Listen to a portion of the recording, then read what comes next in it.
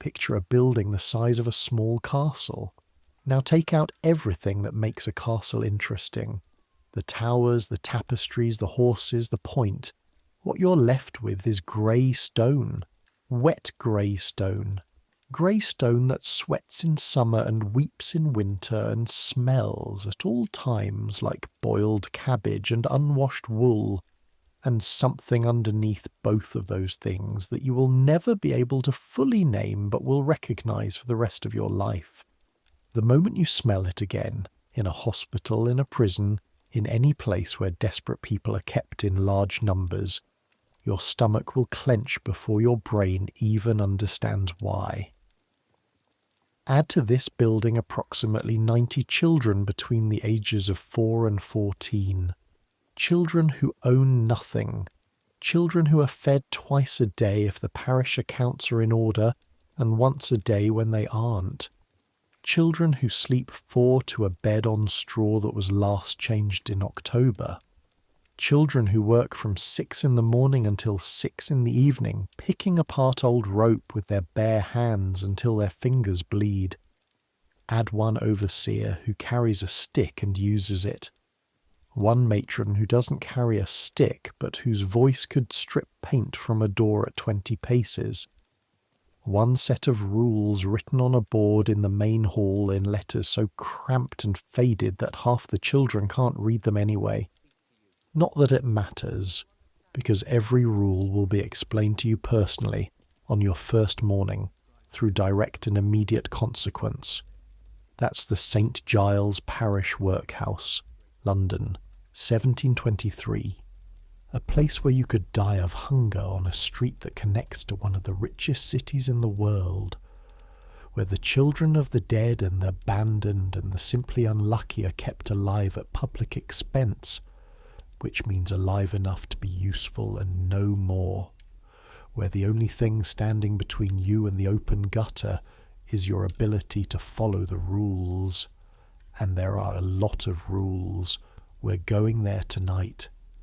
Not as observers peering through the bars, not as the parish governors who come on Tuesdays to inspect the accounts and nod approvingly and leave in their carriages. We're going in. We're going to live it. One day, one cold, grey, genuinely awful day, as the person at the very bottom of the very bottom of everything, I make these history stories, and honestly, I don't know if you're listening because you want to learn something or because you've discovered that nothing puts you to sleep faster than hearing about the specific texture of 18th century poverty. Either way, I'm not here to judge. Get comfortable.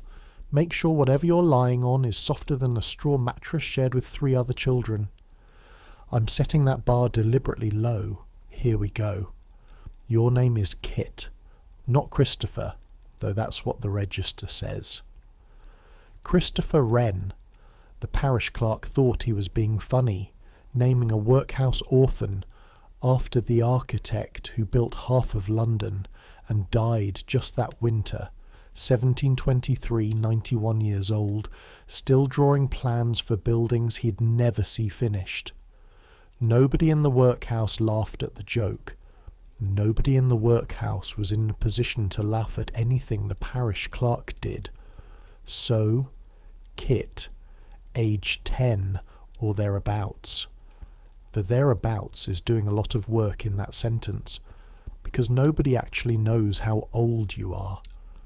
The woman who brought you to the workhouse door 5 years ago, you don't remember her face, only her hands, red and cracked from cold, and the smell of her coat didn't leave any documents. The matron estimated your age at 5 by looking at your teeth the way a horse trader looks at a horse, and that estimate has been the official record ever since. You've been here 5 years. That's a long time when you're 10, or thereabouts. The morning always starts the same way. A bell. Not a church bell. Those come later. Those come from outside. Those are the sound of the world that isn't this place. This bell is smaller and closer, and has a cracked tone that feels like someone is pressing a cold thumb directly into your ear. It rings at 6, and it doesn't stop until every child in the dormitory is on their feet. Your eyes open to darkness. Not complete darkness. There's a tallow candle on the table near the door, but tallow candles are cheap for a reason, and this one gutters and spits and produces more smell than light. Burning fat, burning animal fat. It coats the back of your throat before you've drawn your second breath, and then the rest of the smell reaches you. The dormitory holds 32 children on 16 beds. 32 children who slept in their clothes because there is no alternative, because the room is cold enough in February that the water in the washing basin near the window develops a skin of ice overnight. 32 children who have not bathed since Sunday, and it's Thursday, and Sunday's bath was cold water and a shared rag that never fully dried between uses. The smell is complicated. There's the straw in the mattresses, damp and faintly mouldering. The kind of smell that gets into the back of your nose and stays. There's the tallow candle. There's the chamber pot in the corner because you need permission to leave the dormitory at night, and some of the younger children are afraid to ask, or simply don't wake up in time. There's the wool of the workhouse uniforms. Rough, undyed, still faintly smelling of the vats they were processed in.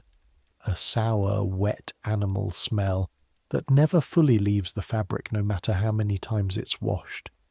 And underneath all of it, the smell of children, bodies, warmth and exhaustion, and whatever the workhouse served for supper last night.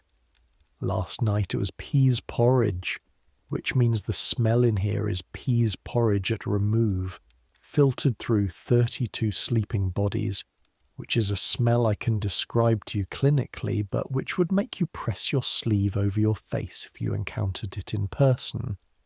Welcome to St. Giles Parish Workhouse, London, February 1723. You're awake. Now get up before Mr. Tench comes through the door. Mr. Tench carries a stick. This is worth understanding clearly before we go any further. Not a cane, not a switch, a stick, a length of hazel wood, about as long as his forearm, smooth from use, with a particular worn patch near one end where his hand has gripped it for what you can only estimate to be years. He has never, to your knowledge, broken it on anyone. He doesn't need to break it to make his point. He will be through that door in approximately 4 minutes from the first bell. You know this because you've been counting the bells for 5 years. You swing your legs out from under the blanket. One thin blanket, 2 children, and the other child, a girl named Nan, who is either 7 or 8, depending on whose estimate you believe, is still curled around herself in the centre of the mattress, face pressed into her arm, the way she always sleeps, the way all the small children sleep, like they're trying to make themselves as small as possible even in unconsciousness. The floor hits your feet like the floor has a grudge. Stone. Cold stone. The kind of cold that doesn't just chill the bottom of your foot, but sends a line of cold directly up your shin, up your thigh, all the way to somewhere in the centre of your chest. Your feet are not wearing anything because the workhouse provides shoes but not stockings, which means every morning between October and April begins with this cold line, this specific jolt that wakes your body up in a way that the bell only begins. You reach down and shake Nan's shoulder. She doesn't move. You shake harder. Up. She makes a sound that is not quite human. The sound of a child being pulled backward out of sleep by the ankles. Tench, you say. She's up. You know the rule about waking. The rule is that everyone must be standing on both feet, dressed and facing the door by the time the second bell rings. The second bell rings 4 minutes after the first. This is not a rule written on the board in the hall. It's a rule communicated directly, personally and repeatedly by Mr. Tench himself, who comes through the door at 4 minutes past 6 and walks the length of the dormitory and uses his stick on the mattresses of any child who's still in them. On the mattresses. Usually. You have been here 5 years.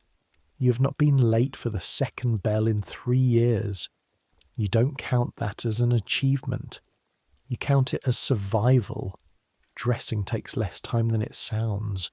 You don't take your clothes off to sleep. You sleep in your clothes. The workhouse uniform, grey wool coat, grey wool waistcoat, grey wool breeches that end at the knee, grey wool stockings, is what you wear 24 hours a day except on Sundays when you put on the slightly better version of the same grey wool to go to church. The Sunday coat is kept folded on the shelf at the end of your bed. You are not permitted to touch the Sunday coat except on Sundays. You don't take your shoes off to sleep either. Not in February. The shoes are too important to take off. This is the thing about shoes in 1723. They are not replaceable. Or rather, they are replaceable, but the workhouse replaces them on a schedule that has nothing to do with whether your current shoes fit, or whether they have holes in the soles, or whether one of the buckles broke 3 months ago and now must be held with a twist of wire. The schedule is the schedule. Your shoes are 1 size too small. They have been 1 size too small for approximately 8 months. Every morning, when you first stand on the stone floor, there is a period of about 30 seconds when the bones in your feet need to renegotiate their relationship with the shoes. This negotiation is not comfortable, but you've stopped thinking of it as pain and started thinking of it as simply the shape of the morning. Around you, the dormitory fills with the sound of 30 children doing the same. The rustle of wool, the creak of straw mattresses releasing their occupants, the soft thumps of feet hitting stone, the occasional bitten-off sound of someone waking up badly. A boy named Thomas, who sleeps 2 beds down and is maybe 12, and has elbows sharp enough to function as tools, sits up and immediately starts coughing. He coughs every morning. He has coughed every morning for 2 months. The matron, Mrs. Puller, has noted it in the register and prescribed more oakum. The second bell rings. Mr. Tench opens the door. He stands in the doorway for a moment, his stick held at his side, his eyes moving down the rows of children the way a man checks livestock. He is not a large man. He is precisely medium in every physical dimension. Medium height, medium weight, medium colouring. But he occupies the doorway completely. This is a skill, the skill of taking up space. You have spent 5 years studying it without being entirely aware that you're studying it. His eyes move. They find Thomas still coughing. Stop that. Thomas stops, or rather Thomas tries to stop. The cough doesn't fully agree. Mr. Tench's gaze moves on. It passes over you without pausing. This is the best outcome available. A gaze that pauses means you've done something wrong, or you look like you're about to do something wrong. Or Mr. Tench has simply decided this morning that you are the one who will serve as the example. This morning the gaze moves on. The dormitory is on its feet. All 32 children more or less upright, more or less facing the door. Nan is behind you, one hand in the back of your coat, the way she stands every morning. She's been doing this for so long that you've stopped noticing. Her hand in your coat is just part of the morning now, the same as the cold floor and the shoe negotiation and the smell. Prayers, says Mr. Tench. Then wash, then hall. He steps back. You file out. Here is the first rule. Not the first rule on the board in the hall. The first rule in the sequence of rules that governs every morning of your life. The the rule that comes before breakfast, before work, before anything else that could be called survival. You do not speak until you are spoken to. This is not a suggestion. This is not the kind of rule that has flexibility built into it, the kind of rule that bends around circumstances. This is the foundation rule, the one all other rules rest on. The children of the workhouse are poor, and they are orphaned, and they are dependent on the parish for their survival. And this means, this is the logic, stated plainly by Mrs. Puller on your first morning here, when you were 5 or thereabouts, and still crying from the door. This means that you have no standing from which to speak. You are here because you have nothing. People who have nothing do not get to have opinions. They get to have silence, and they get to have it gratefully. You learnt this quickly. There is a boy here before you, before your time. You know him only through the mythology of the workhouse, the stories the older children tell the younger ones in the dark after the candle's out.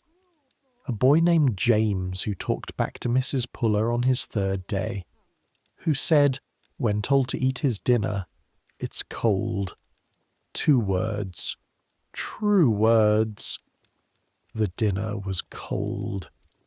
James spent 3 days in the correction room, which is a small room under the stairs that contains nothing but a stone floor and a smell that suggests the stone floor has been used as a toilet by previous occupants. James ate cold dinners for the rest of his time in the workhouse. James never said anything that wasn't directly in response to a question again. You know this story the way you know most important things. Not from being told it once, clearly as a lesson, but from the way it lives in the air of the place, in the way the older children move, in the way Mrs. Puller sets down a bowl of porridge and her eyes move to your face for just a moment, checking, always checking, whether you're going to be the one today who says the wrong thing. You're not going to be the one today. You learned this 5 years ago, or thereabouts. Prayers happen in the main hall. You file in. 32 children from your dormitory, plus the children from the girls' dormitory on the other side of the building, plus the handful of adult paupers who also live in the workhouse, the old and the sick, and the simply very unlucky. And you stand in rows on the stone floor, and Mr. Pemberton, the workhouse chaplain, leads you through the Lord's Prayer and 2 additional prayers that he reads from a book he holds at arm's length as though the book might bite him. Mr. Pemberton comes 3 mornings a week. On the other mornings, Mr. Tench reads the prayers himself, in a voice that suggests he finds the whole thing faintly offensive. Today is a Pemberton morning which is slightly better. Mr. Pemberton is a man who means well. This is visible in the way he looks at the children, not the assessing look of Mr. Tench, not the management look of Mrs. Puller, but something that actually approaches concern, which is rare enough here that you've learned to recognise it. He has, on 3 occasions, brought a small amount of, not food, never food, because food is controlled by Mrs. Puller and the accounts, but once a paper of tobacco for the adult paupers, and twice a bundle of candle ends, which he left in the hall without explaining where they came from. The candle ends were a real gift. You stand in your row with your hands clasped and you say the words in the low murmur that everyone uses for workhouse prayers, the murmur of people who know that God can hear them but aren't entirely sure he's paying attention to this particular building. Nan is beside you. Her lips move, but she doesn't know all the words yet. She knows the Lord's Prayer now. She learned it in her first month, because Mrs. Puller tests them, calls a child out of line and makes them recite it, and a child who cannot recite it correctly stands in place for the rest of prayers with their arms extended, and the arms of a 7-year-old are not strong enough to hold that position for very long before they shake. You know all the prayers. Your lips move correctly. Your eyes are forward. Your hands are where they should be.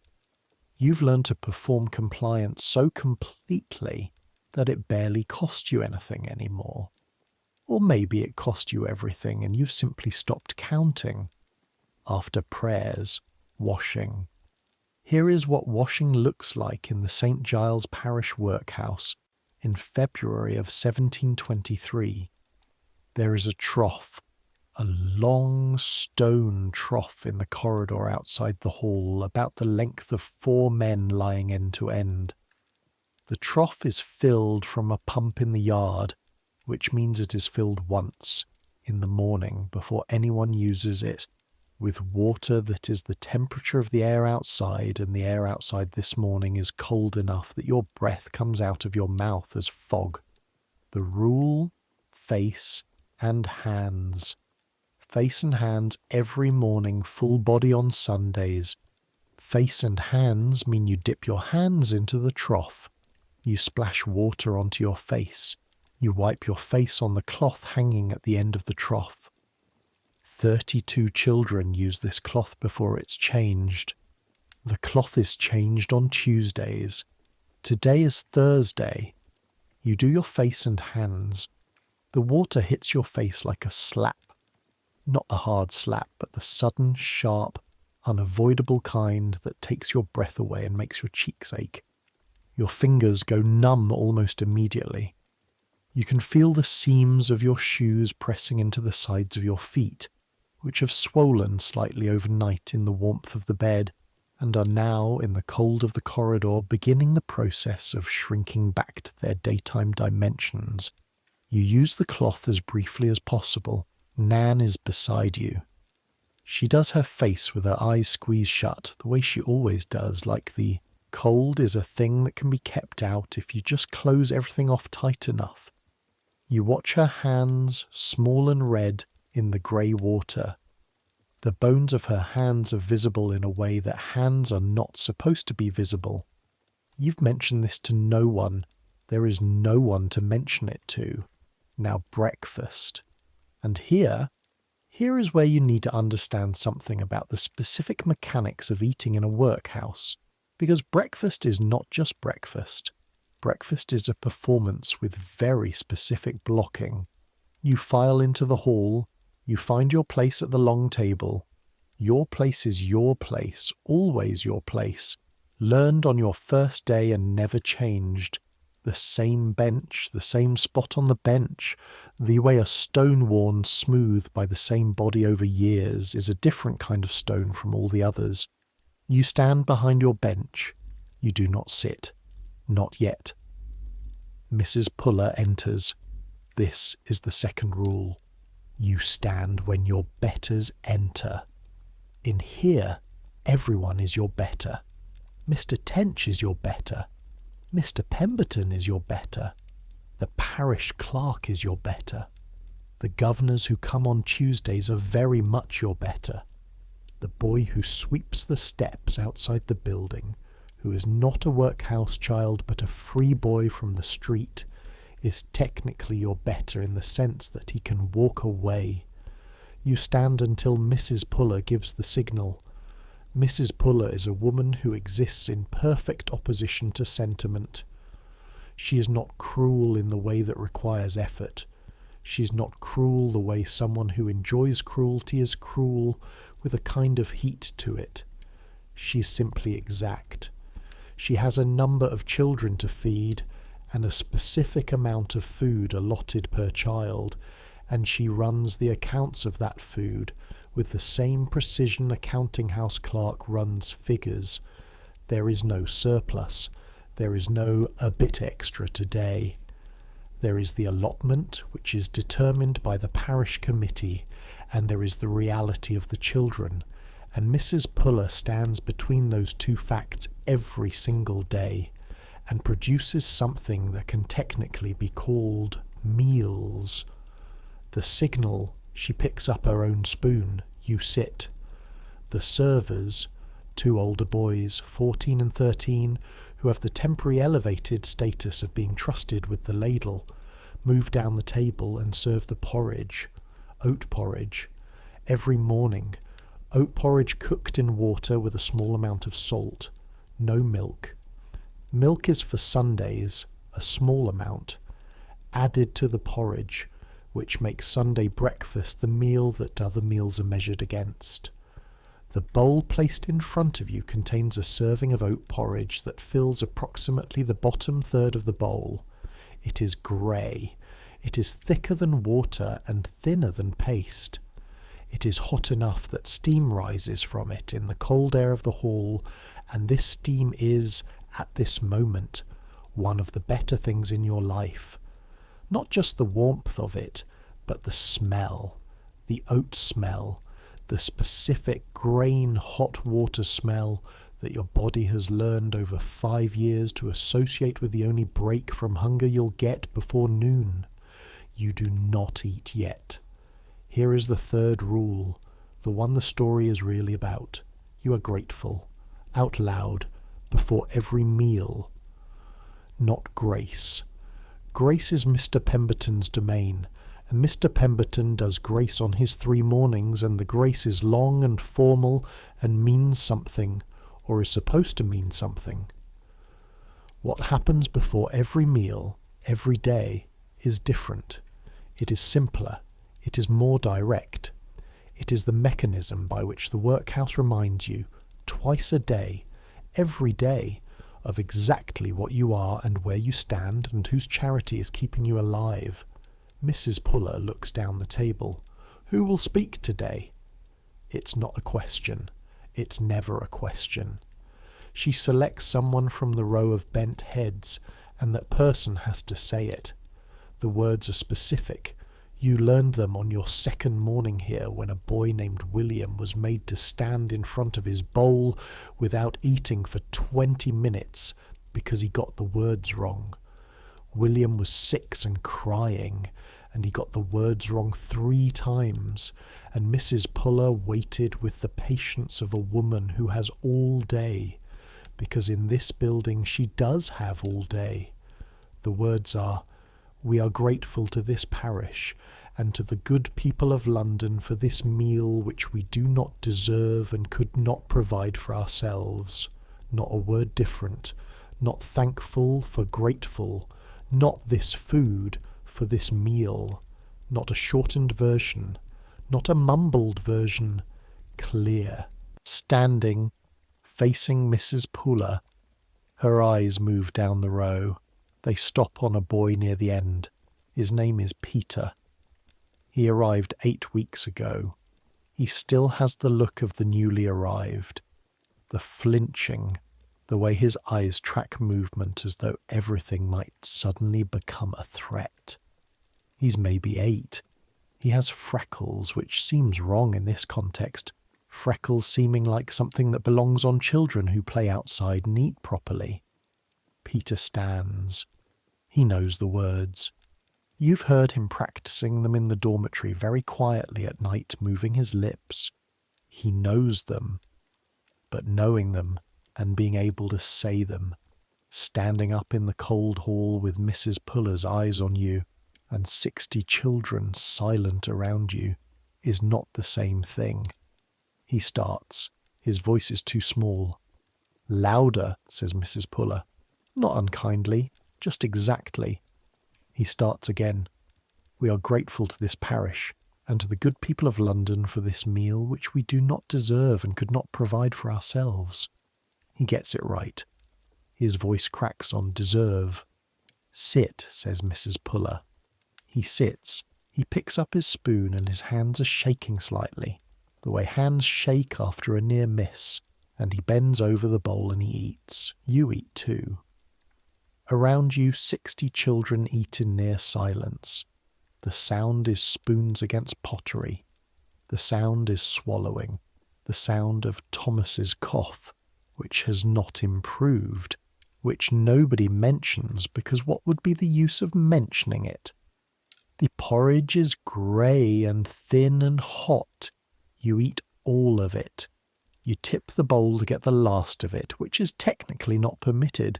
Mrs. Puller has opinions about tipping bowls, but her eyes are elsewhere, and you get the last of it, and you put the bowl back down straight and fold your hands the way you're supposed to. The warmth of the porridge moves through you like something expensive. Now work. This is the fourth rule, though it goes without saying enough that it doesn't need to be stated. You work. In the workhouse, you work. This is the entire logic of the institution. You're not receiving charity. You're receiving accommodation and food in exchange for your labour, which is the line between a pauper and a beggar. The workhouse administrators will explain if you ask, which you will not ask because of Rule 1. The labour justifies the food. The food is not a gift. The food is wages in a sense, though paid in porridge rather than coin. The work for children of your age, the middle children, too old for the infant room and too young to be apprenticed out, is oakum picking. Let me tell you about oakum. Oakum is what you get when you take old rope, ship's rope, the thick hemp rope used on naval vessels and merchant ships, stiff with tar and salt and years of hard use, and you unpick it. You take the rope apart into its individual strands, and then you take the strands apart into the individual fibres that make up the strands, and then you tease those fibres out until they're loose and fluffy and can be used to pack the gaps between the planks of ships' hulls, driven in with a caulking iron to keep the water out. The rope is old. It is also, importantly, tarred. The tar is what makes it weatherproof, which is what makes it valuable, which is also what makes working with it for 8 hours a day a very specific kind of misery. The tar turns your fingers black, not dark, not dirty looking, black. It gets under the fingernails and into the creases of the knuckles and into the small cuts and splits in the skin that develop after the first few weeks, when the rough hemp fibre has had its effect on skin that is not calloused enough to be fully defended against it. The tar stains cannot be washed off with cold water, and workhouse children do not have access to the solvents that would remove them, so your hands are permanently black from mid-finger to wrist, with a line across the palm that looks like the edge of a glove. Some of the children have been here long enough that the tar line has climbed above the wrist. There is also the smell.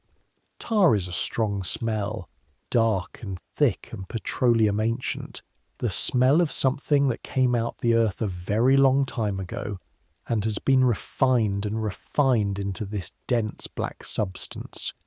Mixed with the salt and age of old rope, it becomes something that lives in your nostrils. You stop noticing it after the first 2 weeks. Your nose simply stops registering it as information. But if you leave the workhouse, if you go on an errand into the street, which happens occasionally, the air outside hits you as shockingly clean. You sit at your bench in the workhouse hall, not the hall where you eat, a different hall, lower ceilinged, longer, with windows that let in the grey February light, and not much else. 60 children sit on long benches, each with a pile of old rope in front of them and a basket beside them for the finished fibre. You pick up a piece of rope. The rope is stiff. In this temperature it's cold stiff too, the tar semi-solid, making the rope resist your fingers. You work it between your palms first, the way you've learned, to warm it up. The motion is the same motion as washing your hands back and forth, your palms pressed together around the rope, warming it, softening it. The rope makes a faint cracking sound as the stiff outer fibres begin to move. Your hands know this. Your hands do this automatically now, without your brain needing to be involved, while your eyes go somewhere else. Out the window, where a pigeon is working at something on the windowsill with focused, single-minded attention. Up to the ceiling, where a crack has been spreading since autumn.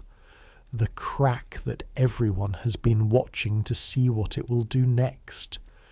The crack that is currently at the exact point where it might be nothing or might be something. The pigeon flies away. You start unpicking the rope. The rule about oakum: you meet your quota or you don't eat supper. The quota is stated in weight. Each child has a specific number of ounces of finished fibre to produce by the end of the day. Yours is 6 ounces. 6 ounces sounds like nothing until you've spent 3 hours unpicking hard rope with your bare hands and your fingers are aching down to the second joint, and there's still 4 more hours before the light gets too bad to work. 6 ounces of finished fibre comes from considerably more than 6 ounces of rope. The rope has weight that the finished fibre doesn't. The lost mass is in the structure that holds it together, in the tar that comes off on your hands and doesn't go into the basket. To produce 6 ounces of fibre, you need to process closer to 10 or 12 ounces of raw rope. You learn to estimate this by the feel of the pile. Your pile today is right. Someone, you suspect Thomas, who's been helping with pile distribution and who is a genuinely decent person in the way that some people manage to be genuinely decent people despite having absolutely no reason to be, has made sure your pile is right. You work. Around you, 60 children work. The sound of the hall is the sound of oakum picking, a dry, fibrous sound, the sound of rope being worried apart strand by strand. It's not a loud sound, it's continuous. It fills the room the way a colour fills a room evenly, without concentration. Thomas coughs. The cough has a different quality today, wetter, lower in his chest. The kind of cough that moved from nuisance toward concerning. Nan, sitting to your left, glances across at him and then at you, and you give the smallest possible shake of your head, which means not now and I know, and there's nothing to be done all at once. You work. The tar smell settles around you. Your fingers find their rhythm, unpicking, separating, teasing, dropping the loose fibre into the basket. The motion is so familiar that it happens in the background of your awareness, the way breathing happens in the background. You work. Your fingers ache. At some point in the late morning, the church bell outside marks the hour, but you've learned to filter it out, to let it land in the back of your mind as information without pulling your attention forward. Mr. Tench comes into the hall with a face that means something different today. Mr. Tench always has a face. Most of the time it's the management face, the neutral assessment face, the face that is simply doing its job of watching. But there's another face, one you've seen 3 or 4 times in your 5 years here, and you see it now, the face that precedes an announcement. Hands down. 60 children put down their rope. The board meets this afternoon. 60 children say nothing because of Rule 1. But the quality of the silence changes. The board of governors of St. Giles Parish, who oversee the workhouse as part of their duties as vestrymen and elected officials, comes 4 times a year. They come to check the accounts to see how the place is run, to ensure that the parish's money is being used correctly. They sit in the office with Mr. Tench and Mrs. Puller and the ledgers, and they add up the numbers and they leave. But first they walk through. They always walk through. They walk through the hall and the dormitories and the workrooms, and they look at everything. And what they are looking for, what the workhouse needs them to see, is a well-managed institution. Children who are clean and quiet and working and grateful. Adults who are occupied. Everything in its place. The inspection is the performance of everything the workhouse is supposed to be. You've been through 3 of them. You know what's required. This hall will be clean, says Mr. Tench. Everyone in uniform, no tears, no stains visible. Work continues during the inspection. No talking. Eyes on your work. Anyone who makes the workhouse look poorly run will speak to me afterward. He doesn't elaborate on what speak to me afterward means. He doesn't need to. This is the fifth rule, and it is perhaps the most important one because it is the rule the whole system depends on. You make the institution look good. Your poverty is not a problem in the logic of the workhouse. It is managed. It is administered. It is a resource that can be turned into labour and made productive. What would be a problem? What would threaten the funding, the parish's reputation, the governor's good opinion, is visible disorder, visible suffering that goes beyond what is expected and managed. A child weeping in front of a governor, a dormitory that smells too strongly, a cough that doesn't stop. You look at Thomas. He's gone very still on his bench. The preparation for the inspection takes most of the rest of the morning. Two of the older girls, 14, almost eligible to be placed in service, which is why they have the elevated status of being trusted with cleaning tasks, move through the hall with cloths and a bucket of water that is only slightly grey. The benches are wiped. The floor is swept. The windows, which have been accumulating a layer of smoke and condensation since autumn, are wiped to transparency. You work through all of this. Your hands keep moving. Your pile keeps going down. The fibre keeps going into the basket. The hall around you becomes incrementally cleaner, which means it becomes incrementally more like what it is supposed to be, and less like what it actually is. In the dormitory, you don't go up there during working hours, but you know what's happening because the older boys who've been through inspections before have been sent up to make the beds, which means the straw mattresses are fluffed and straightened, and the blankets are folded back evenly. The chamber pot in the corner has been dealt with. The Sunday coats remain on their shelves. The washing basin has been filled with fresh water. It will look like a dormitory where children are kept in reasonable comfort. This is technically true. The reasonable is doing a lot of work. Mrs. Puller moves through the building with a piece of paper and a pencil, checking things against a list. She doesn't hurry. She never hurries. She checks each room with the precision of someone who has done this many times and knows that panic is less useful than accuracy. When she passes through the workroom, her eyes move over you. The rows of working children, the piles of rope, the baskets of fibre, and she makes a small note. She stops at Thomas. You feel the air in the room change, the way it changes when a door opens and the temperature shifts. 60 children continue working. 60 children do not look at Thomas and Mrs. Puller. 60 children are aware of exactly what's happening. How long has this been? Thomas, who knows Rule 1, says, "Since Christmas, ma'am," because he's been asked a direct question. Mrs. Puller makes another note. "You'll sit in the office during the inspection." Thomas nods. His face shows nothing. He's been here longer than you, 3 years longer, and he has Mrs. Puller's neutral expression almost perfectly. You know what sitting in the office during the inspection means. Thomas being in the hall during the inspection means the board can see Thomas coughing.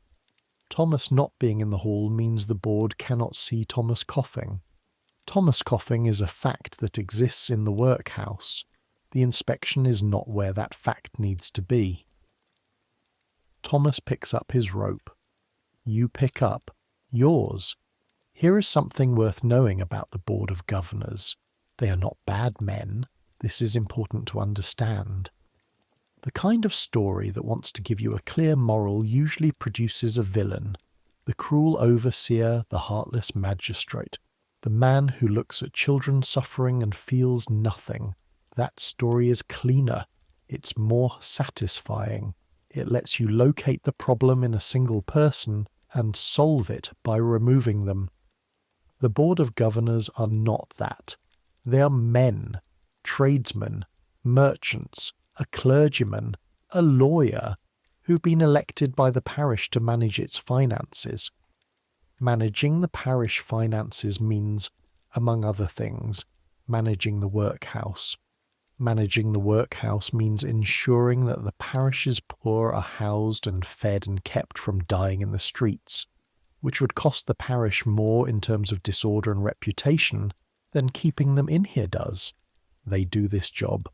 They do it according to the standards of 1723, which means they believe, genuinely believe, that the most important thing about poverty relief is not that it be comfortable, but that it not create dependency, that it not be easy enough to be attractive, that a person looking at the workhouse from the outside should think, I will do anything not to end up there.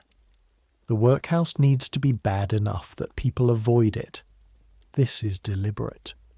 You understand this in the wordless way that you understand all the major facts of your life, not as a concept you could articulate, but as something you know in your body, in the way your shoulders drop when you step outside onto the street for an errand and rise again when you come back through the gate. The Board of Governors arrives at 2 p.m. They are 4 men in coats that cost more than your dormitory costs to run for a month. Not extravagant coats. They're parish men, not aristocrats, but coats made of good wool, with buttons that actually match and cuffs that have been recently pressed. They smell of something you can only identify as outside, the complicated smell of the city that always hits you when someone comes in from the street, coal smoke and horse and bread baking somewhere and cold air and a dozen other things that are simply the smell of the world beyond these walls. You keep your eyes on your work. They walk through. Their footsteps are different from the footsteps you live with, heavier, purposeful, the footsteps of men who move through the world expecting it to accommodate them. Mr. Tench walks beside them, his stick tucked under his arm in a different way than usual, a way that suggests it's a walking stick rather than a disciplinary tool.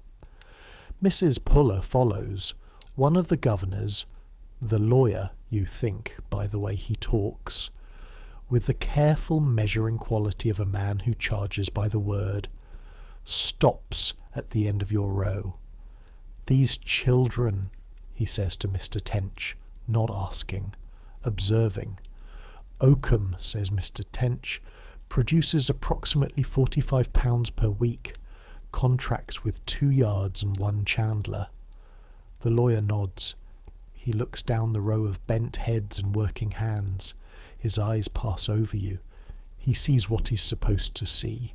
Children at work, productive, quiet, meeting the criteria. He does not see that the rope is cold and the fingers inside those black-stained hands ache from the joint outward, and that 4 of these children have not met their quota once this week and will not be having supper. He moves on. You keep working. The board spends 20 minutes in the building and then retires to the office to see the accounts. The walkthrough is finished.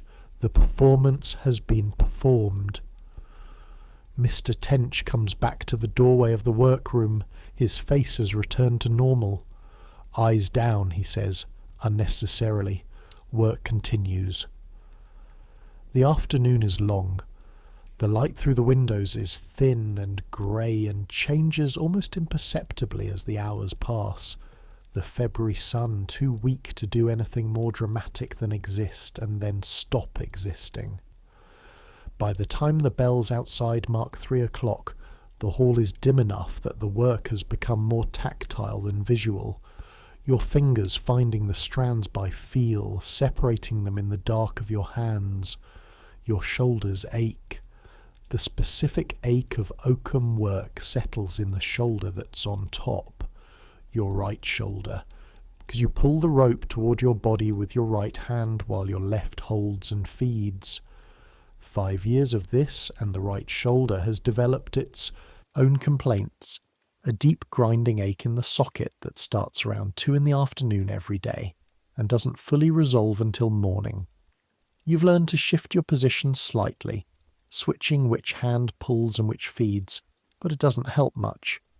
Your hands have their preferred roles and they resist renegotiation. Nan is working on her pile with a concentration that costs her something visible. She's small, and her hands are small, and her fingers are thin, and the rope, which is too thick for her hands really, requires her to grip it with her whole body, wrists turning inward, elbows pressing against her sides. She meets her quota most days. Her quota is lower than yours, adjusted for age, 2 ounces, but it costs her everything to do it. You know this because you've helped her. This is not permitted. The quotas are individual. The work is individual. The point of the quota is to ensure individual productivity. If you do someone else's work for them, you are not only cheating the accounting, but you are depriving them of the moral benefit of having done the work themselves, which is, Mrs. Puller would say, the entire point of the exercise. You help her anyway.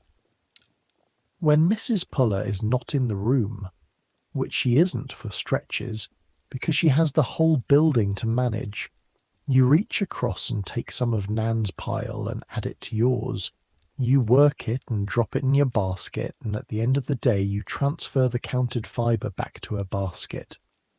It costs you maybe an ounce of your own quota, but it costs you less than watching her not eat supper, which has happened twice this month.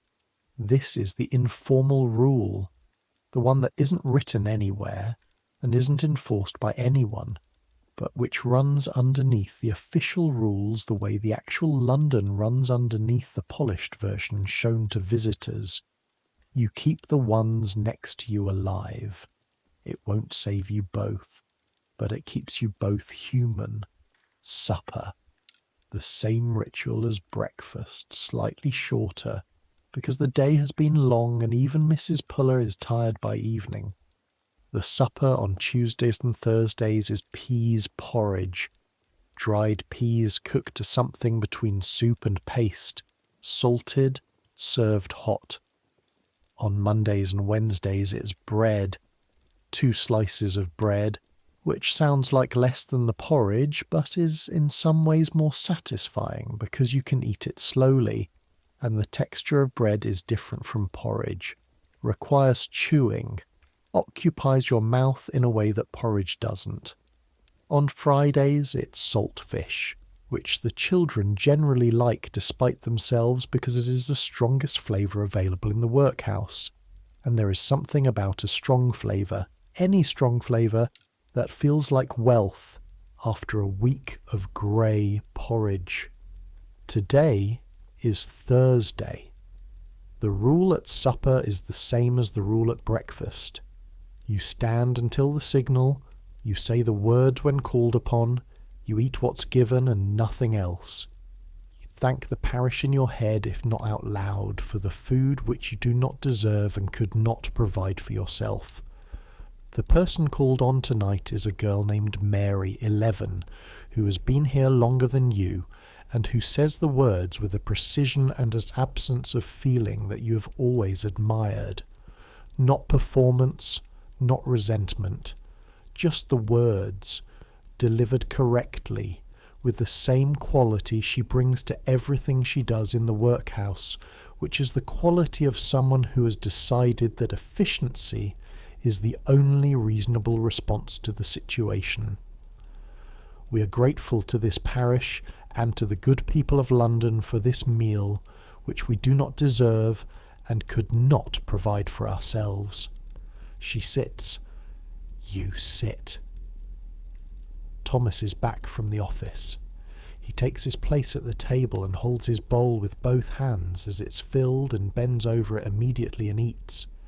He doesn't look up. His cough has been quiet for the past few hours. You can see the deliberate way he holds himself, shoulders back, chest slightly elevated, that tells you he's managing it actively, controlling the impulse with muscle and will.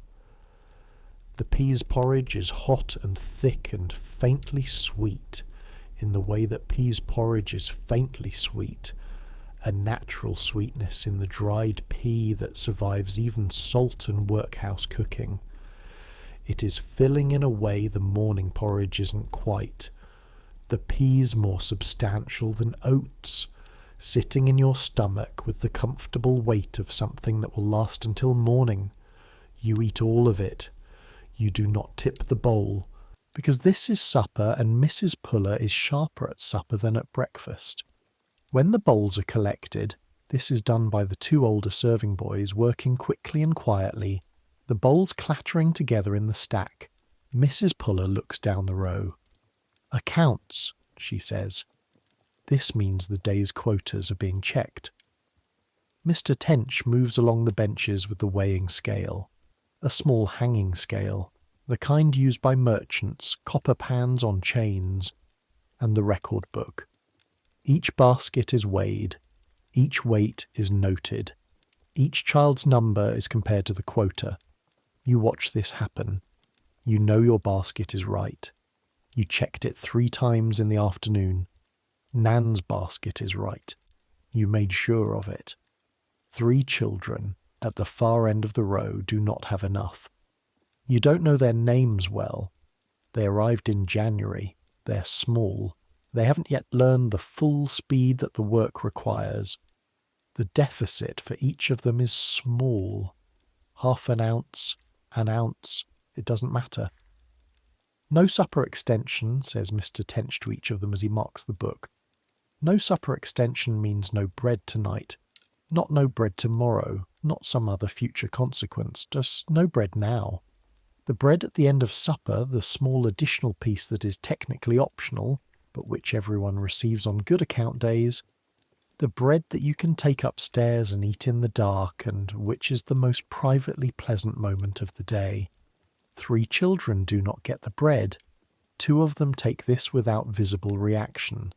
The third, the smallest one, who arrived most recently, who maybe hasn't fully understood yet that this is how it works, flinches, just a flinch. A small involuntary contraction of the face that is not quite crying but is in that direction. Mrs. Puller's eyes rest on her for a moment. "Tomorrow," Mrs. Puller says, not unkindly, factually. "Tomorrow there will be another chance.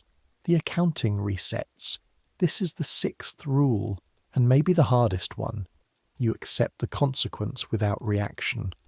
Not because the consequence is fair, not because you agree with it, but because reacting, crying, arguing, flinching visibly, does not change the consequence and does change the way Mr. Tench looks at you. And the way Mr. Tench looks at you has direct effects on your life that crying does not." The girl takes this in. Her face smooths. She folds her hands on the table. She'll cry later, in the dark, with her face pressed into the mattress, which is where a lot of crying happens in the workhouse. The mattress absorbs it. The mattress has absorbed a great deal over the years. You take your bread. You are grateful. Here is what Thursday night looks like. After supper, there is 1 hour before the bell for bed. 1 hour that is technically free time in the sense that you're not performing a specific task, though you are still in the building, still subject to the rules, still required to be where you can be seen. The hall in the evening, children sitting at benches or on the floor. A fire in the grate at one end, the fire that exists primarily to keep the hall functional, not warm. There's a difference. Functional means above the temperature at which fingers stop working, and warm means something that costs too much coal. The light of the fire and the light of a few tallow candles. Some children sleep, the young ones especially, who have been awake since 6 and worked all day, and whose bodies simply override the hour. They curl on the benches or against each other and drop out of consciousness with the reliability of stones dropped in water. Some children talk, quietly, not whispering exactly, but the low, careful registers of people who know how to have a conversation without attracting attention. This is a workhouse skill, the art of audible silence, talking just below the threshold of being overheard. You sit with Nan and Thomas and Mary, who is the oldest of your loose association, and who has been in the workhouse longer than any of you. 8 years. Mary has been in the workhouse for 8 years. She came as a baby, or rather, she was left at the workhouse as a baby, which is not the same thing as coming, because coming implies a choice. She has no memory of anything before these walls. She talks sometimes about what she'll do when she leaves. She's pragmatic about it. She doesn't talk about what she wants. She talks about what's possible, which is the adjustment the workhouse has made to her. She's 14. The options for a workhouse girl at 14 are limited. Domestic service mostly. A place in a household doing washing or cleaning or kitchen work for food and a room and a very small wage.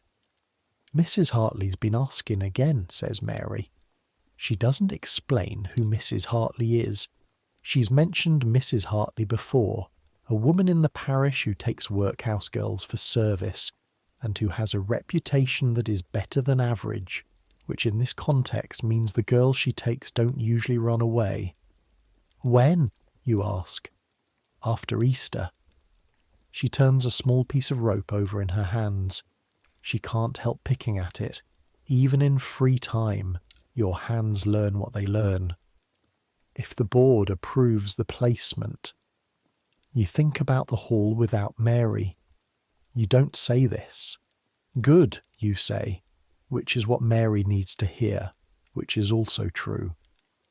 Thomas is sitting with his back against the wall, which is technically against the rules. The rule about not touching the wall being a matter of the building's presentation, the wall being kept clean. But Mr. Tench is not in the hall right now, and Thomas needs the wall at his back. His cough has come back with the evening, quieter but persistent, a dry, low sound that he muffles against his sleeve. Did Mrs. Puller say anything, you ask him? Low. No. He picks at the rope in his hands. Said I'd go to the infirmary if it kept on. The infirmary is a room on the ground floor with 4 beds and a smell that is something other than and worse than the workhouse's general smell. Children who go to the infirmary sometimes come back. Sometimes they don't. The difference is not entirely predictable, which is the most frightening thing about it. You say nothing. Nan has fallen asleep against your arm. Her head is heavy on your shoulder, the way a child's head is heavy, dense and warm, and her breathing has slowed to the deep regular rhythm of real sleep. Not the light-managed sleep of someone trying to preserve warmth, but actual unconsciousness. Her hand is in your coat still. The fire crackles. The hall is quiet with the specific quiet of children who've been working all day. The kind of quiet that is not restful but is at least still. Outside, through the small high windows, you can hear London. It's always there. That's the thing about this building. It keeps London at a specific remove, just audible, just present, a continuous murmur that never fully resolves into individual sounds but never goes away either. Horses, wheels on cobblestones, voices, the particular rumble of a city that is 750,000 people, all of them moving, all of them making noise, all of them somewhere that is not here. You listen to it sometimes in the evenings. You've been listening to it for 5 years. The bell for bed rings at 8. You wake Nan. which requires speaking her name twice and then lifting her head from your shoulder gently and holding it for a moment while she re-enters the world. She does this slowly, eyes unfocused, then suddenly present. You file upstairs. The dormitory. The same dormitory as this morning. The same 32 children. The same 16 beds. The same smell. Slightly different in composition now because the day has happened. The oakum smell is stronger, having soaked into the clothes and skin. The fire smell from the hall is different from the cold of the dormitory. The evening supper is somewhere in the air. You don't undress. There's no point in February in this temperature. You get into your half of the mattress. Nan gets into hers.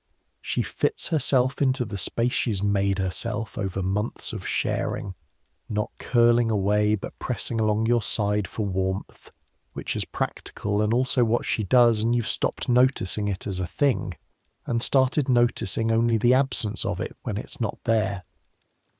The candle burns for a few more minutes. Mr. Tench from the doorway. Sleep. The candle is blown out.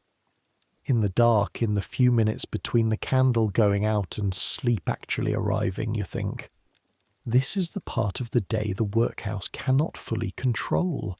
It can control your hands and your mouth and your posture and your allocation of food. But the inside of your head in the dark after the candle is out, that's yours. It has always been yours. It will always be yours. You think about Thomas and his cough. You think about Mary going to Mrs. Hartley's and what the hall will look like after. The specific blank of someone's absence when you've been sitting next to them for years. You think about the 3 children who didn't meet their quota today. The youngest one with the freckles like Peter. You think about whether they'll figure out the speed, whether their hands will learn it. You think about the Board of Governors. You think about the lawyer who stopped at the end of your row and looked and saw what he was supposed to see. You wonder what he's doing right now. This evening, this specific February night in 1723, while you're lying on a straw mattress in a cold dormitory. He's in a warm room somewhere probably. He's eaten a real supper. Not peas porridge, but something with meat in it, with bread that isn't 2 days old. He has a fire in a grate that is the right size for the room, and he has stockings and his shoes fit, and tomorrow he will manage the parish's accounts and mark the workhouse as financially sound and move on. This is not bitterness. You have learned in 5 years that bitterness requires energy you can use better elsewhere.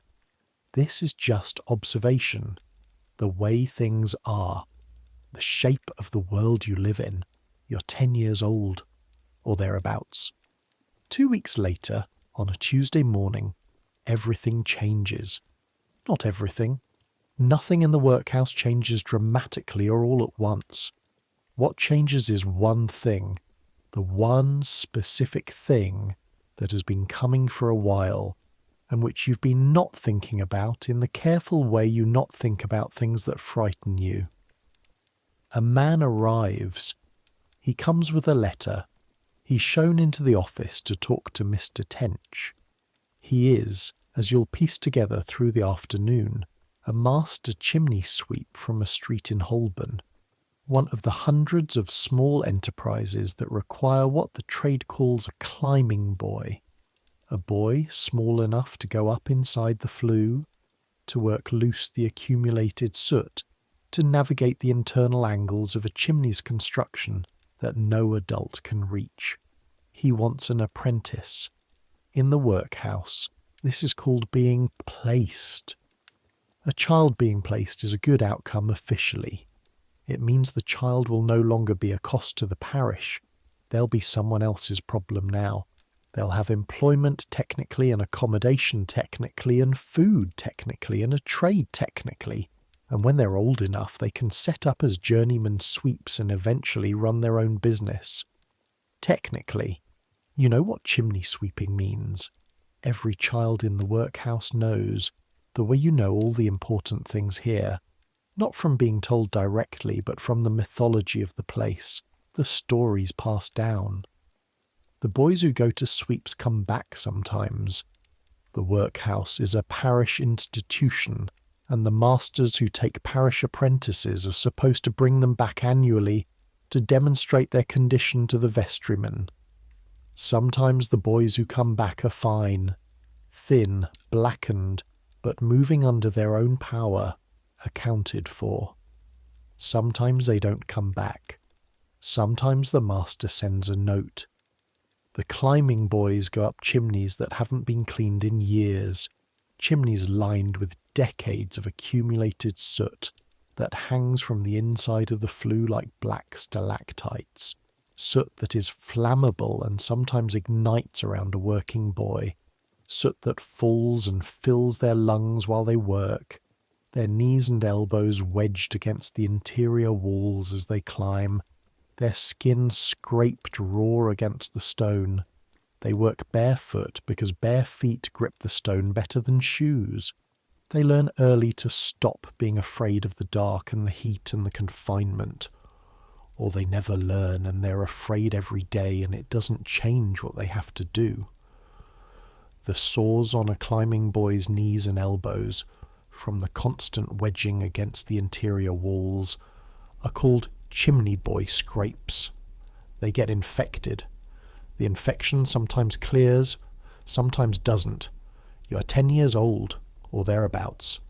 The sweep's visit is one day. The day after, Mr. Tench calls 2 boys from the workroom, you and a boy named Sam, who is 9 and small for his age.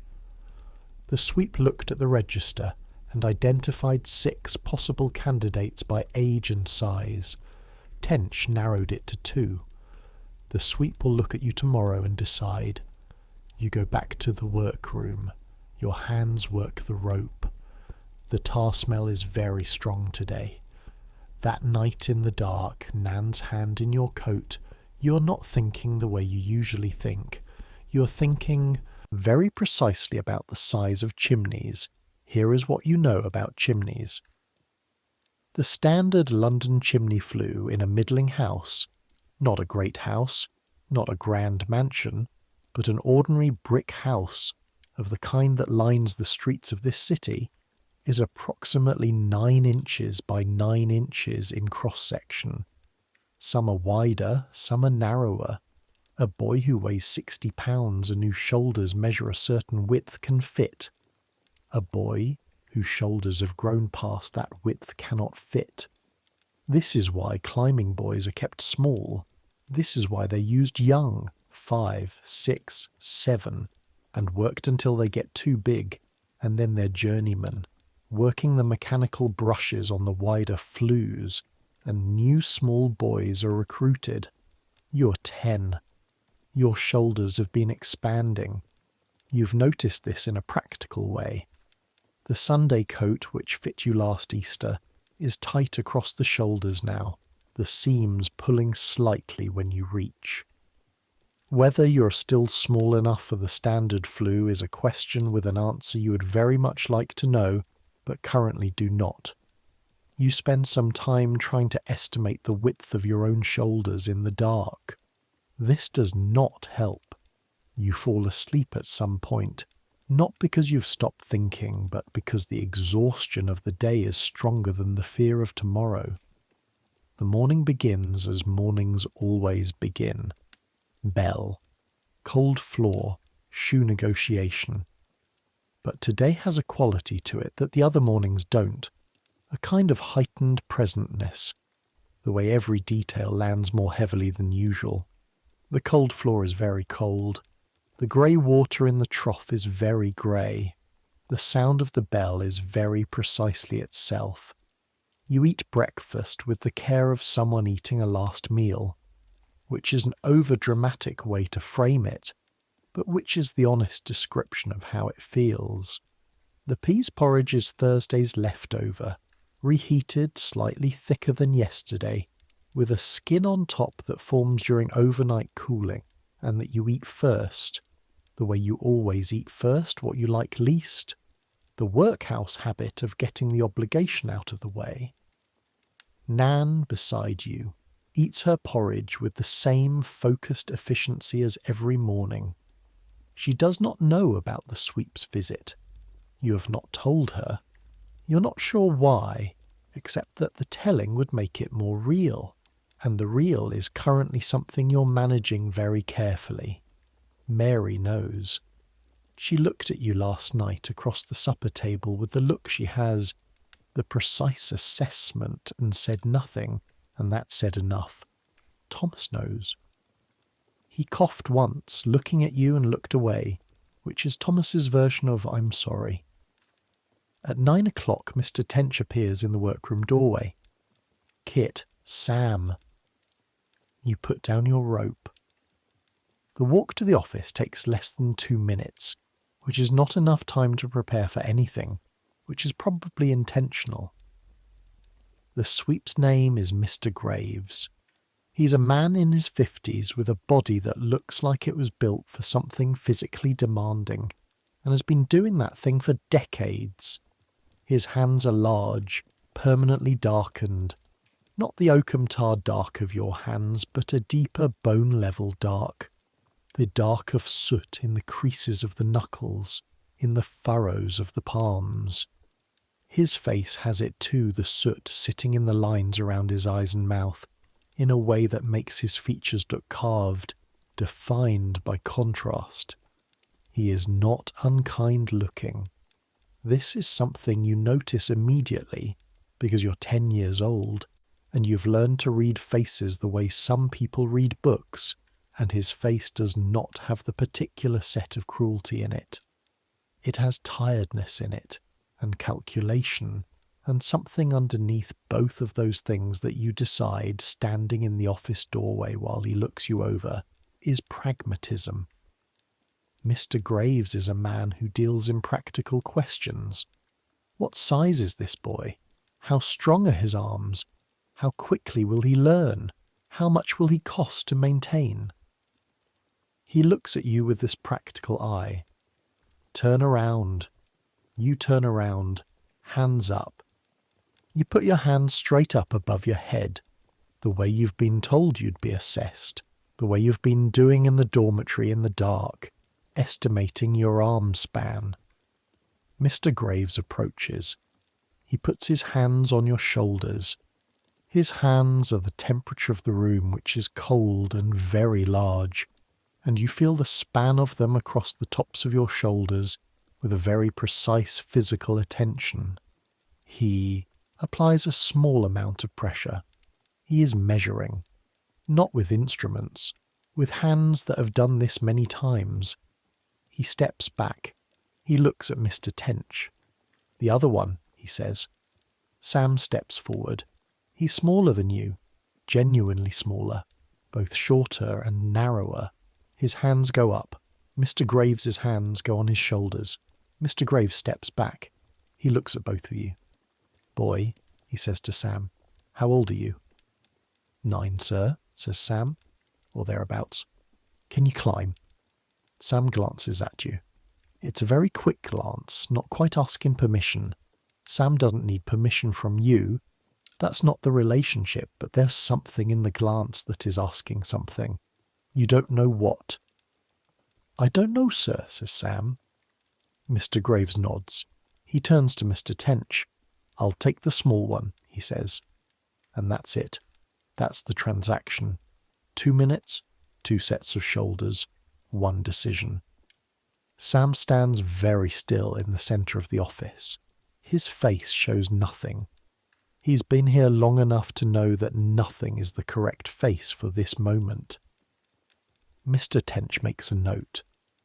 The papers will be drawn up by end of week, he says. He can start Monday. Mr. Graves nods, looks at Sam once more with that practical eye, and leaves. You stand in the office for a moment that feels much longer than it is. Back to work, says Mr. Tench. You go back to work. Sam follows you. In the hall, Sam sits down at his bench and picks up his rope. You sit down at your bench and pick up yours. For maybe 10 minutes, neither of you says anything. The hall has its usual sound. 60 children working, rope being pulled apart, fibre landing in baskets. Thomas's cough, low and careful, managed. Then Sam, very quietly, without looking up from his hands, "I don't want to go up the chimneys. Rule 1 says you don't speak unless spoken to. This is not the hall at mealtimes. This is the workroom, where the rule is less strictly enforced because the work requires concentration, and Mr. Tench is not in the room, and Mrs. Puller is not in the room, and the enforcer of Rule 1 is currently your own conscience. You keep your eyes on your work. I know, you say. There's nothing else to say that wouldn't be lying or useless. Sam works. You work." After a while, Sam says, "Will it be bad?" You think about the mythology of this place, the stories the older children tell, the boys who come back on annual inspection, and the boys who don't, the sores on the knees and elbows, the soot in the lungs. Graves didn't look like the worst kind, you say. This is true as far as you can assess it, which is not very far. Sam is quiet for a while. "At least I won't be here," he says finally. And there's something in his voice that isn't quite resignation and isn't quite hope. Something in between. The specific pitch of someone who is finding the one thing that can be called better about the situation they're in. You turn this over for a moment. He's right. The workhouse is specific in its badness. It is the badness of grey porridge and cold floors and Rule 1 and the quota, and the performance of gratitude twice a day, and the way your body remembers the shoe negotiation before your mind does. It is a real and specific badness that you know every corner of. The chimney-sweep is a different badness, one you don't know the specifics of yet. The unknown has its own kind of mercy. It hasn't happened yet. There's still the space in front of it where things might be different. "Yeah," you say. "At least you won't be here." Sam goes back to his rope. You go back to yours. Monday comes. The morning is the same. Bell, floor, shoes. But this morning Sam doesn't come downstairs for prayers. His bed is made and his Sunday coat is gone from the shelf, and the hook where he kept his spare rag is empty. Mr. Tench came for him at 5 before the bell, quietly, without ceremony. This is how placements happen. You know this now that it's happened. You stand at prayers, you say the words, you eat your breakfast. During work there's an empty space at the bench where Sam used to sit. The boy 2 seats down moves into it by noon, taking the slightly better position closer to the window without asking. Nobody comments. A space opens and closes in this place the way a wound closes. Thomas coughs. Nan works her pile. You work yours. Spring comes. Not dramatically. This is London, and spring in London is not a sudden transformation, but a negotiation between winter and not winter that goes on for weeks, where one morning is almost warm and the next is cold again, and the cold goes on longer than seems reasonable. And then one day there is a morning that is simply and unmistakably different, the air carrying something living in it that the winter air doesn't have. You notice it through the workroom window, a smell. Something green in it somewhere. Not grass, not gardens. You're in the middle of one of the densest parts of London, and there are no gardens here, but something. Some early plant reaching through a crack in a wall somewhere. Some green that winter mist. The window is too high to look out of from a seated position. You would have to stand on the bench. You do not stand on the bench. You smell the spring air through the window and you keep your eyes on your work. Here is the errand. It happens on a Thursday in March, 6 weeks after Sam left, and it happens because of a specific administrative situation. A letter needs to be delivered to the parish clerk's office on the other side of St. Giles, and the normal boy for errands, a 14-year-old named William who has been running errands since he was 12 and knows the streets, has a sprained ankle from slipping on the wet cobblestones in the yard. Mr. Tench considers his options. He comes to you. No St. Giles Lane? Yes, sir. Parish office. 3rd door on the left. Letter goes to the clerk. You wait for the reply and bring it back. Directly. No stopping. He hands you the letter and a small piece of paper folded around a coin. The coin is for a crossing sweeper if you need one, to clear the mud from the road, and you are to bring back whatever's left if you don't need it. Yes, sir. He looks at you for a moment with that measuring look. 1/2 an hour, he says, not more. Outside. The door of the workhouse opens and you step through it, and the world hits you. The smell first, always the smell first. Cold smoke and hoarse and cold air and something frying somewhere. Fat, meat. The smell that means there are people around the corner frying something for sale on the street. The smell of the city, which is 1,000 different smells in one, is so complex and so immediate after the workhouse air that your brain takes a moment to process it. The workhouse air is thick and controlled and layered. Outside air is horizontal. It moves. It changes as you walk through it. Different things at different corners. The light. Even in March, even with the sky, the flat grey of the London sky that is more ceiling than sky, the light out here is so much more than the workhouse light that it takes your eyes a moment to adjust. The workhouse windows are small and north-facing and never quite clean. Out here, the light comes from everywhere, bounces off the wet cobblestones, catches the brass on a horse's harness, finds the glass in the window of a chop house and throws it back. The sound. The city at 9 in the morning. Carts. Horses. A woman on the corner selling hot pies, calling out in a voice trained for carrying over street noise. 2 men arguing in a doorway, their voices overlapping, neither listening to the other. A dog. 3 dogs, actually. A child shrieking, but with laughter, which is a sound you've not heard in a while. Laughter being less available in the workhouse than in the street. You walk. You know the rule. Directly. No stopping. You know the rule the way you know all the rules. In your body. Automatically, requiring no active thought. But the rules in the workhouse and the rules outside are different in a practical sense, because outside the enforcement is absent. You walk towards St. Giles Lane. You do not stop, but you walk slowly. St. Giles in the Fields in 1723. Let me tell you what you're walking through, because what you're walking through is one of the most specific and terrible places in London, and it's important to understand that terrible in context. St. Giles is a parish, a geographic and administrative unit, the layer of organisation between the individual and the city, and it contains within it a neighbourhood called the Rookery.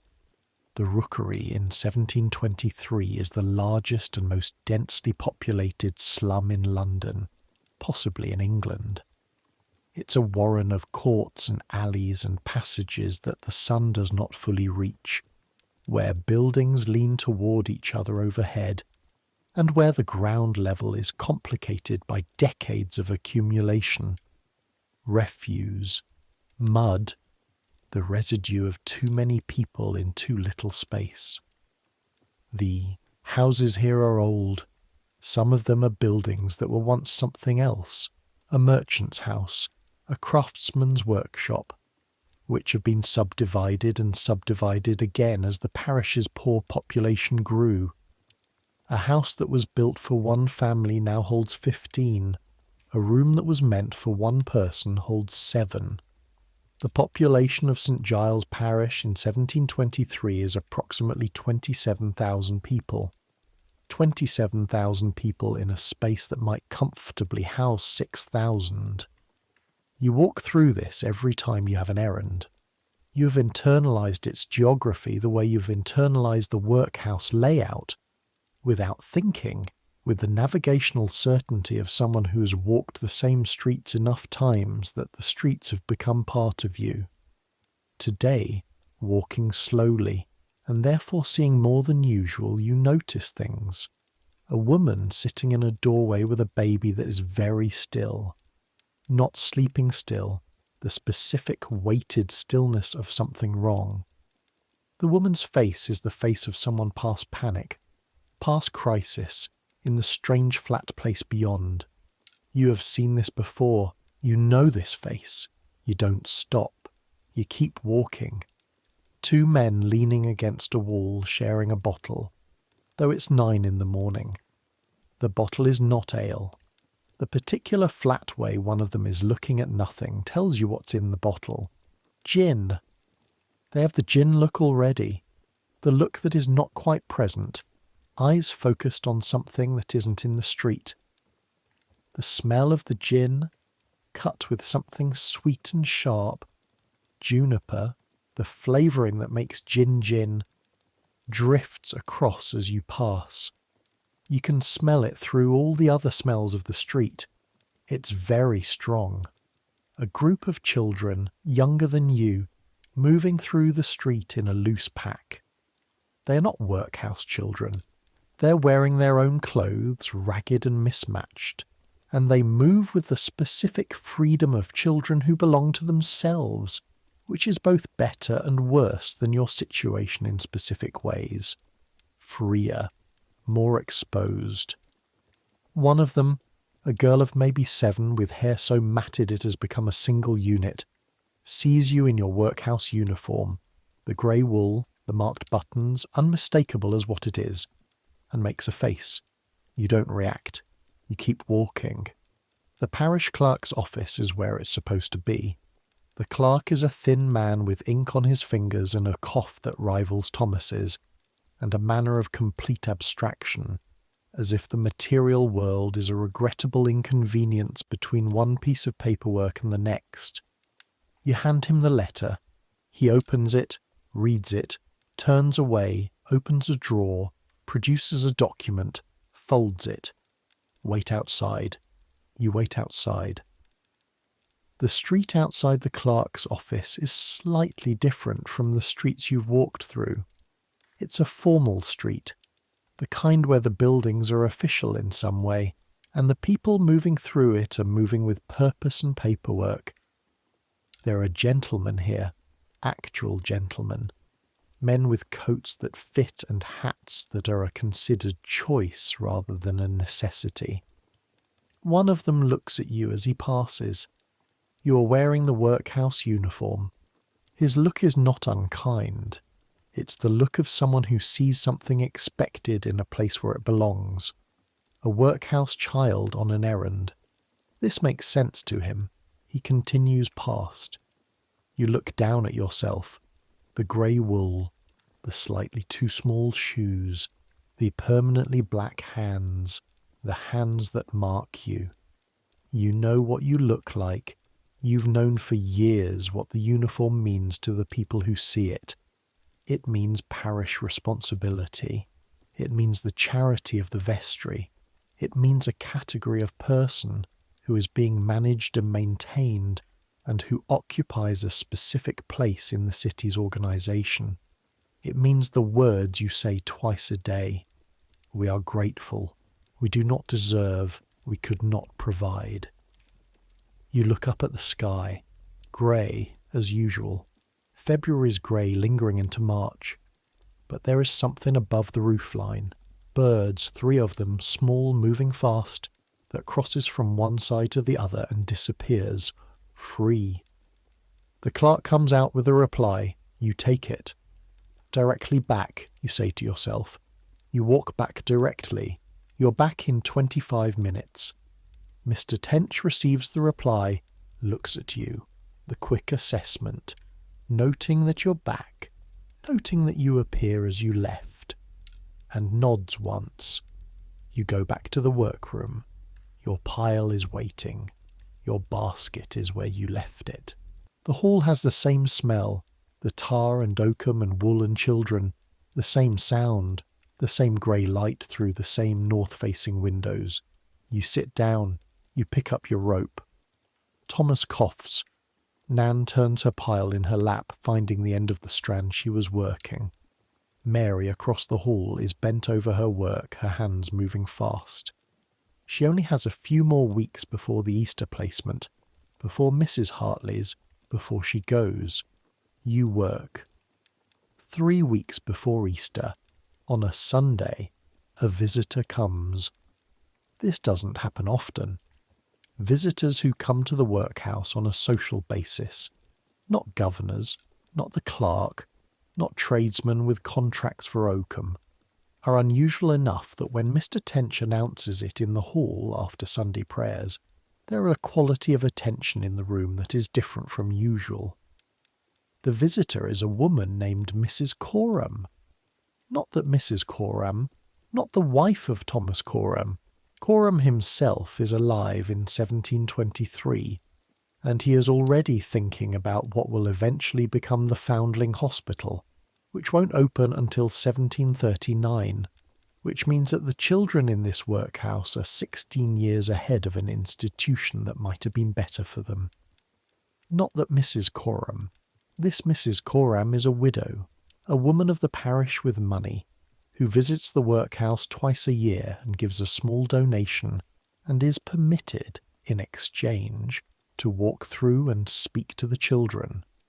She is part of a loose organisation of philanthropically minded women who do this in various parishes. She means well. This is visible in her face the way it was visible in Mr. Pemberton's. The actual engagement, the looking at you rather than looking through you. She walks through the hall on Sunday afternoon and she asks questions. The questions she asks are not the governor's questions. The governors ask about numbers, about output, about cost per head. Mrs. Coram asks about, what's your name? How long have you been here? What work do you do? She asks you these things, standing in front of the bench where you're sitting. Kit, you say. 5 years. Oakum. She looks at your hands, the tar line, the black from mid-finger to wrist. Her face does something. How old are you? 10, ma'am, approximately. She looks at you for a moment with the look of a person doing a calculation that doesn't come out to a satisfying number. Do you read? This is a question you haven't been asked before, or not seriously. You learned your letters. The workhouse has a nominal school, 1 hour on Wednesday afternoons, which is more than many workhouses manage. And you can read slowly, working letter by letter on short words, which is not reading the way a person with real education reads, but is a start. Some, you say. Mrs. Coram makes a note in a small book she's carrying. She moves on to Nan, who is sitting beside you. She asks Nan her name and age and how long she's been here, and Nan answers correctly, carefully, her voice very even, the voice Nan uses when speaking to adults. Mrs. Coram moves on. She speaks to Thomas. She looks at him for a moment with that calculating look, and she makes a longer note. She says something to Mr. Tench quietly, by the door as she's leaving. Mr. Tench's face for once does something difficult to read. That evening, in the hour before bed. What did she write down? Nan asks. Don't know, you say. She wrote a lot for Thomas. I know. The fire in the grate pops, a log settling. Do you think she can do anything? Nan asks. You think about Mrs. Coram and her small book, and her look at Thomas's face in the note that was longer than the others. I don't know, you say. Nan considers this. Is it better to hope or not to hope? she asks. This is the question. You have been living inside the answer to this question for 5 years. You know the specific cost of hope, the way it lives in you as a kind of hunger, the way disappointment after hope is worse than disappointment without it, the way the workhouse has taught you that the sustainable position is the position between hope and despair, the middle place that doesn't cost as much. But Nan is 7 or 8, and the thing that is true for a 10-year-old is not necessarily the truth for a 7-year-old, because at 7 the calculus is different, because at 7 hope has not yet been proven expensive enough to justify what it costs to give it up. Hope, you say, but carefully. Nan thinks about this. Carefully, she says, testing the word. Yeah. She leans against your shoulder. The fire pops again. 3 days later, Thomas goes to the infirmary. Mr. Tench comes to the workroom in the mid-morning and speaks to Thomas briefly, too quietly for you to hear, and Thomas puts down his rope, neatly, precisely, setting it aside on the bench with a small adjustment so the end won't unravel. And he follows Mr. Tench out. He doesn't take anything with him. He doesn't look back. The door closes.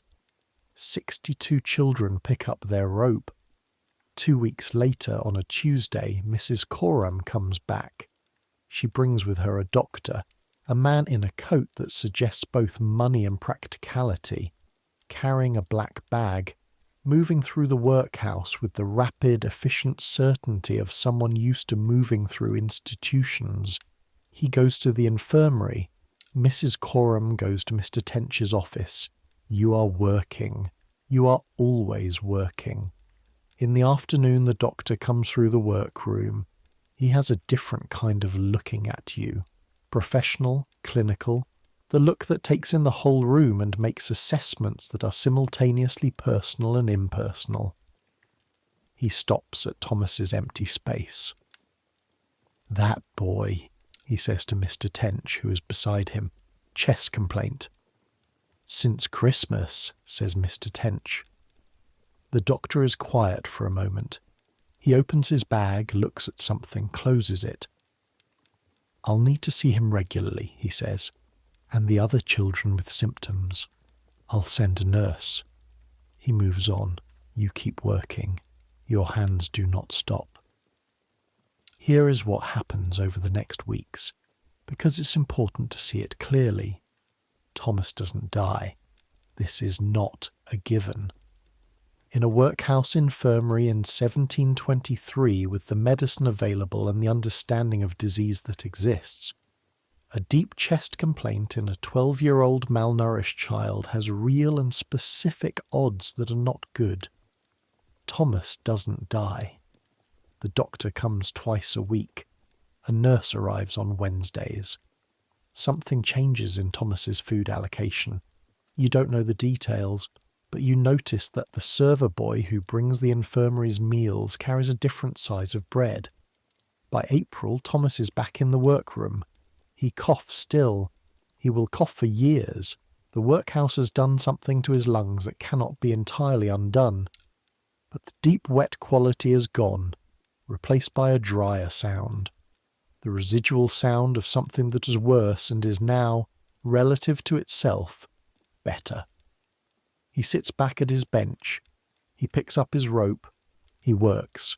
And one morning, a month after he comes back, he looks at you across the bench with the expression of someone who has been somewhere and come back and knows the difference. Thanks, he says. You haven't done anything. You've been here working. You didn't help in any way that you can identify. For what, you say? For being here, he says. This doesn't entirely make sense to you, but you understand what he means. Easter Sunday, the Sunday coats come off the shelves. The whole workhouse files to church together. The long walk to St. Giles in the Fields. The church, the parish church, 5 minutes away, but long enough in the cold of early April that your hands are stiff by the time you get there. The church is different from the workhouse. The church is old, not the building itself. St. Giles in the Fields was rebuilt within living memory, completed in 1733, but that's 10 years from now. In 1723 you have the older building, the Jacobean church, with its dark wood and its particular smell of stone and candle, and the specific cold that stone holds. The cold is different from the workhouse cold, drier, older. The service is long. You stand when you're supposed to stand and sit when you're supposed to sit and say the responses when responses are required. The words of the church service are a different kind of rote from the workhouse words. They're older, stranger, full of phrases that don't quite land in plain meaning, but carry their own weight regardless. We have left undone those things which we ought to have done, and we have done those things which we ought not to have done, and there is no health in us. You have heard this every Sunday for 5 years. Today, standing in the church in your Sunday coat, you hear it differently. Not as a prayer for the congregation, as a description of a system, a place, a way of organising human beings that leaves things undone in them and does things to them that ought not to be done. You think about the rules, the standing until, the signal, the eating of what you're given, the gratitude for what you do not deserve, the silence that has become so total that you now have to actively notice it as silence. You have followed all of the rules, every single one, for 5 years more or less. You have been grateful, or you have performed gratitude. The difference between those two things has become difficult to locate. You stand in the church in your Sunday coat and look at the altar, at the cross, at the light coming through the window in the way that light comes through windows in old churches, thick and directional and briefly, accidentally beautiful. Here is what Easter Monday is, Mary's last morning. She comes to breakfast with her things. Not her Sunday coat, which stays, belongs to the workhouse, but the few things that are technically hers. A small cloth, a button that she found in the yard years ago and kept, a folded piece of paper that you've never asked about. They fit in her pocket. She eats her breakfast. She says the words because she's called on this morning, and they come out with the same precision as always, the same absence of feeling clear and correct.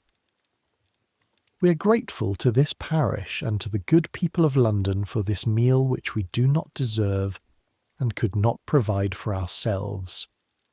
After breakfast, Mrs. Puller gives her a piece of paper, a letter of reference, for Mrs. Hartley's household, attesting to her good character and her competence at domestic tasks. Mary folds it and puts it in her pocket with the button and the cloth and the piece of paper.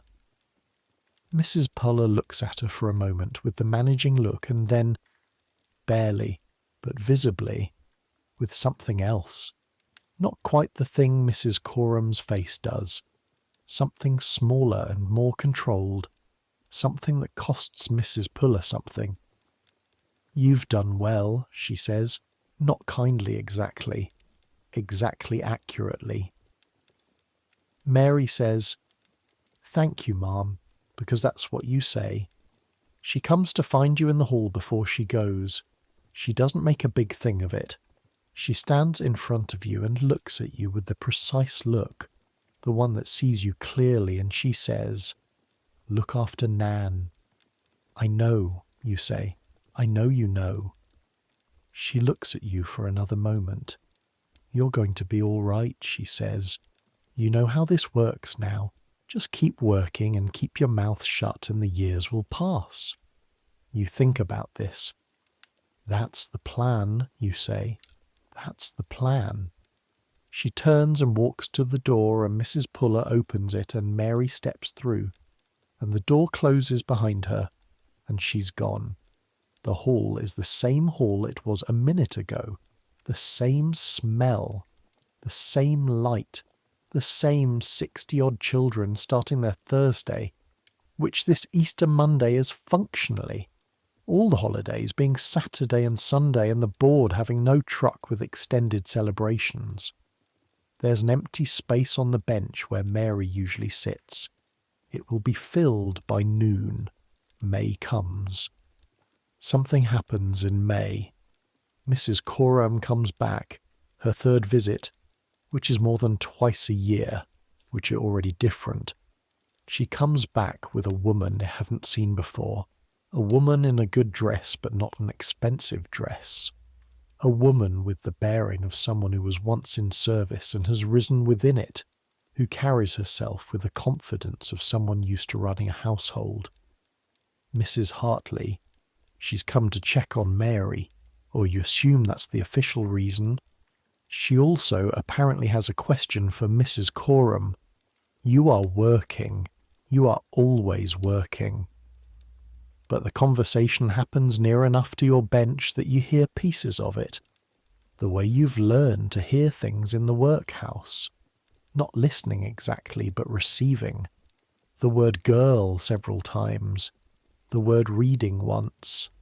Mrs. Hartley's voice saying something about some small education and useful.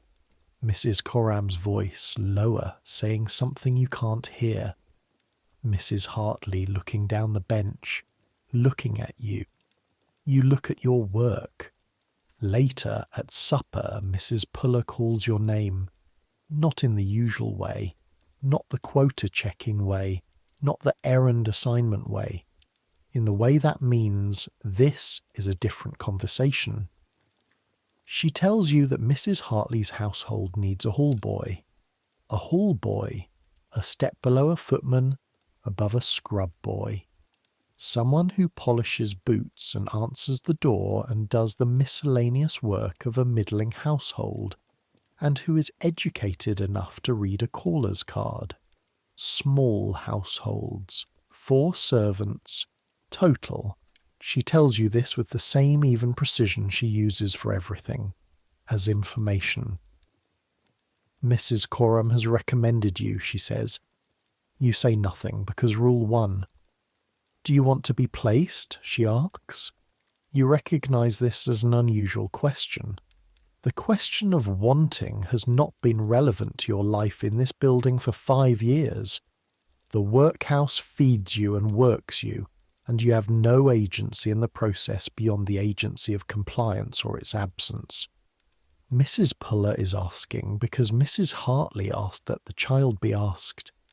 You think about Mary. You're going to be all right. You think about Sam somewhere in a chimney in Holborn. You think about Nan. You look at Mrs. Puller. Yes, you say. Please, ma'am. The Sunday before you're placed, you sit with Nan in the evening hour by the fire she knows. You told her, not officially but in the workroom, quietly, with your eyes on your work.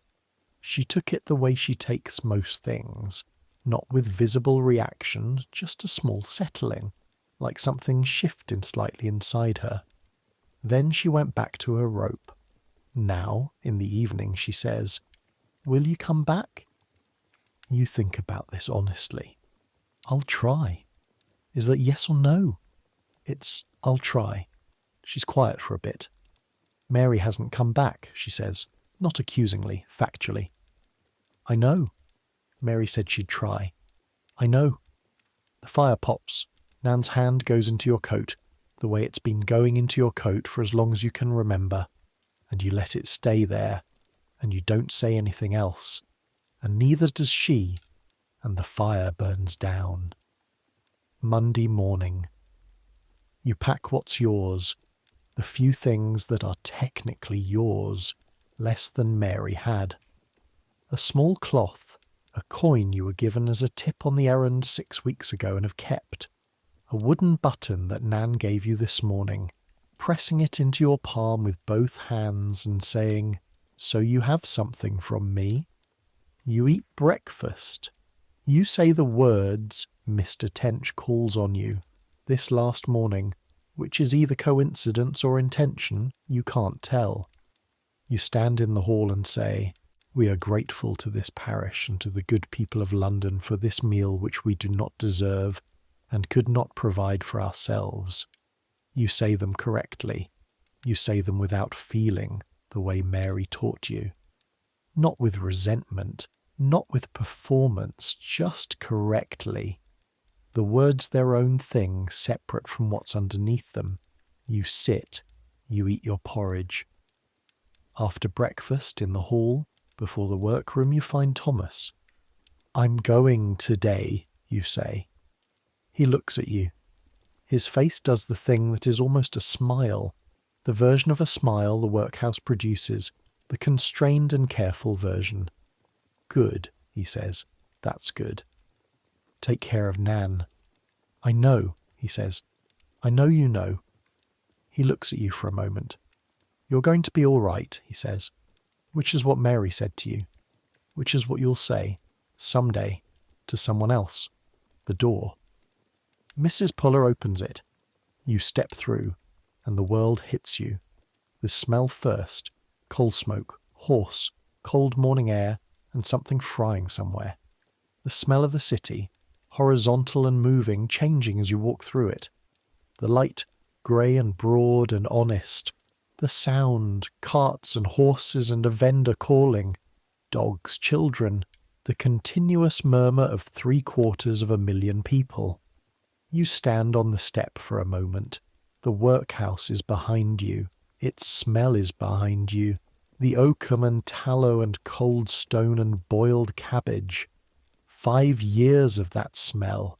5 years of bells as quotas and the cold floor and the shoe negotiation and the porridge and the words. We are grateful. We do not deserve. We could not provide for ourselves. You've said them 400 and something times. You walk away from the door.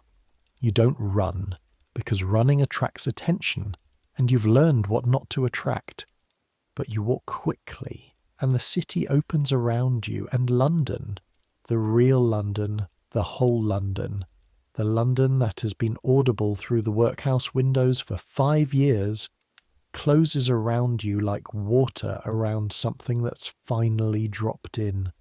You are 10 years old, or thereabouts, and you have learned something that the workhouse meant to teach you, and also something that it didn't, that slipped through the rules and the quotas and the grey wool and the tar-black hands like light slips through a crack in a wall. You've learned that you can follow every rule, all of them, correctly, without complaint, for 5 years, and still be a person, still be entirely a person, inside the compliance, inside the rules, inside the performed gratitude. The city is loud around you. Your shoes are still 1 size too small. The button from Nan is in your pocket. You walk toward Mrs. Hartley's house, and the morning opens up, and the spring air smells like something you can't quite name, but which you decide for now to call hope. That night, not your last night in the workhouse, you've already left, but the night you're thinking of, the one that matters, the one that led to all the others. You were in the attic room, in the dark. Nan's breathing beside you.